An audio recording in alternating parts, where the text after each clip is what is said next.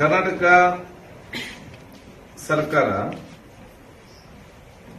ಅತಿ ಶೀಘ್ರದಲ್ಲಿ ಮಹಿಳೆಯರಿಗೆ ವಿಶೇಷವಾದ ಆರೋಗ್ಯ ಯೋಜನೆ ತರಲಿಕ್ಕೆ ನಾವು ಇವತ್ತು ಇಚ್ಛಿಸಿದ್ದೇವೆ. ಈಗ ನಮ್ಮ ಹತ್ರ ಹೆಲ್ತ್ ಪಾಲಿಸಿ ಅಂತ ಇದೆ.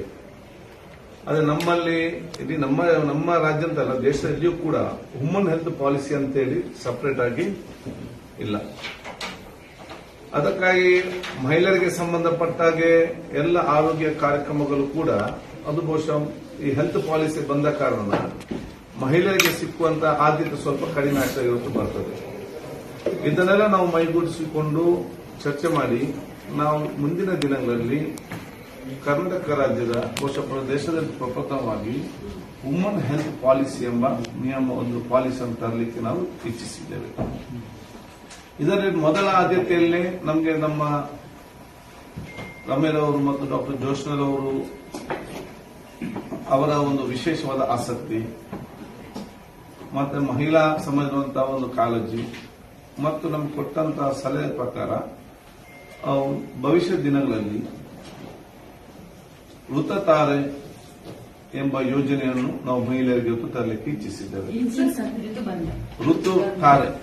ಋತು ಬಂದ ಬಟ್ ಋತು ತಾರೆ ಅಂತ ಇದಕ್ಕೆ ಕೊಡುವಂತದ್ದು ಮೆನೋಪಾಸ್ಗೆ ಸಂಬಂಧಪಟ್ಟಾಗೆ ಇವತ್ತು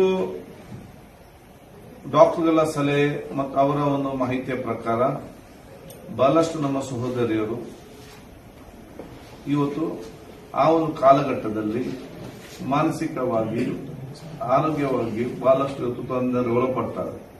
ಅದು ಮನೆಯಲ್ಲಿದ್ದವರು ಇರಬಹುದು, ಹೊರಗೆ ಕೆಲಸ ಮಾಡೋರು ಇರಬಹುದು, ಅಥವಾ ಕೆಲವರು ಕಾಲೇಜ್ ಹೋಗುವ ಸ್ಟೂಡೆಂಟ್ಸ್ ಕೂಡ ಸೀನಿಯರ್ ಆಗಿರಬಹುದು. ಆ ಒಂದು ಸಂದರ್ಭದಲ್ಲಿ ಅವರನ್ನು ಗುರುತಿಸಿಕೊಂಡು ಅವರಿಗೆ ಬೇಕಾಗುವಂತ ಜನಜಾಗೃತಿ ಕಾರ್ಯಕ್ರಮ ಹಮ್ಮಿಕೊಳ್ಳುವಂಥದ್ದು, ಜನಜಾಗೃತಿ ಕಾರ್ಯಕ್ರಮ ಹಮ್ಮಿಕೊಳ್ಳುವ ಜೊತೆಯಲ್ಲಿ ಬಹುಶಃ ಅವರಿಗೆ ಕೆಲವೊಂದು ಮಾಹಿತಿ ಕೊಡುವಂಥದ್ದು, ಆ ಒಂದು ಕಾಲಘಟ್ಟದಲ್ಲಿ ಅವರ ಜೀವನ ಶೈಲಿ ಹೇಗಿರಬೇಕು, ಅವರ ಊಟೋಪಚಾರ ಹೇಗಿರಬೇಕು, ಅವರ ಒಂದು ನಿದ್ರೆಯ ಟೈಮ್ ಎಷ್ಟಿರಬೇಕು ಮತ್ತು ಅವರ ಸೆಲ್ಫ್ ಡಿಸಿಪ್ಲಿನ್ ಮುಖಾಂತರ ಅವರಿಗಾಗುವಂತಹ ಮಾನಸಿಕ ಒತ್ತಡ ಮತ್ತು ಮಾನಸಿಕ ತೊಂದರೆ ಹೇಗೆ ಕಡಿಮೆ ಆದಷ್ಟು ಮಾಡಬಹುದು, ಅದನ್ನು ಪ್ರಿವೆಂಟಿವ್ ಮೆಷರ್ನಲ್ಲೇ ಇವತ್ತು ಮದ್ದು ತೆಗೊಳ್ಳದೆ ಅದನ್ನು ಪ್ರಿವೆಂಟಿವ್ ಮೆಷರ್ನಲ್ಲೇ ಎಷ್ಟು ಮ್ಯಾಕ್ಸಿಮಮ್ ಆಗಿ ಅದನ್ನು ಪ್ರಯೋಜನ ಆಗಬಹುದು ಅಂತ ಹೇಳಿ ಅವರ ಹಲವು ಯೋಜನೆಗಳನ್ನು ತರಲಿಕ್ಕೆ ಇಚ್ಛಿಸಿದ್ದೇವೆ. ಅದಕ್ಕಾಗಿ ನಾವು ಇವತ್ತು ಈ ಒಂದು ಸಂಬಂಧಪಟ್ಟಾಗೆ ಇದು ನಮ್ಮ ದೇಶದಲ್ಲೇ ಇವತ್ತು ಪ್ರಪ್ರಥಮವಾದ ಒಂದು ಯೋಜನೆ ಮತ್ತು ಇದು ಈ ಒಂದು ವಿಚಾರವನ್ನು ಎಲ್ಲಿ ಕೂಡ ಆಲೋಚನೆ ಬರಲಿಲ್ಲ. ಪ್ರಪ್ರಥಮವಾಗಿ ಆದ ಕಾರಣ ಕರ್ನಾಟಕ ಸರ್ಕಾರದ ಆರೋಗ್ಯ ಇಲಾಖೆಗೆ ಇದರ ಬಗ್ಗೆ ವಿಶೇಷವಾದ ಮಾಹಿತಿ ಮತ್ತು ನಮಗೆ ಸಹಕಾರ ಕೊಡಲಿಕ್ಕೆ ಬೇಕಾಗಿ ನಾವು ಡಾಕ್ಟರ್ ಜೋಶ್ನರ್ ಅವರನ್ನು ಈ ಒಂದು ಪಾಲಿಸಿ ಕಮಿಟಿ ನಿಯಮ ಪಾಲಿಸಿ ಮಾಡಬೇಕು, ಪಾಲಿಸಿ ಕಮಿಟಿಯ ಅಧ್ಯಕ್ಷರನ್ನಾಗಿ ಮಾಡಿ ಅವರ ನೇತೃತ್ವದ ಒಂದು ಅಧಿಕಾರಿಗಳ ಮತ್ತು ನಮ್ಮನ್ನು ಒಂದು ಸಮಿತಿಯನ್ನು ಮಾಡ್ತೇವೆ.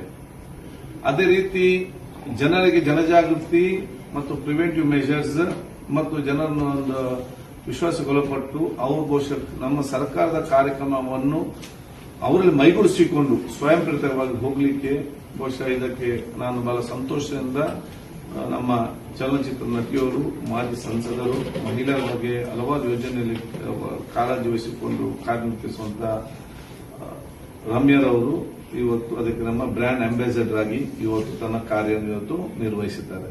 ನಾನು ಹೇಳಿದ್ದವರಿಗೆ ನಾವು ಹೇಳಿದ್ರೆ ಏನು ಕೇಳುವುದಿಲ್ಲ, ನೀವು ಹೇಳಿದ್ರೆಲ್ಲ ಕೇಳುವವರು ತುಂಬಾ ಜನ ಇರ್ತಾರೆ. ಅವರು ಚೈಲ್ಡ್ ಅಂಡ್ ವುಮನ್,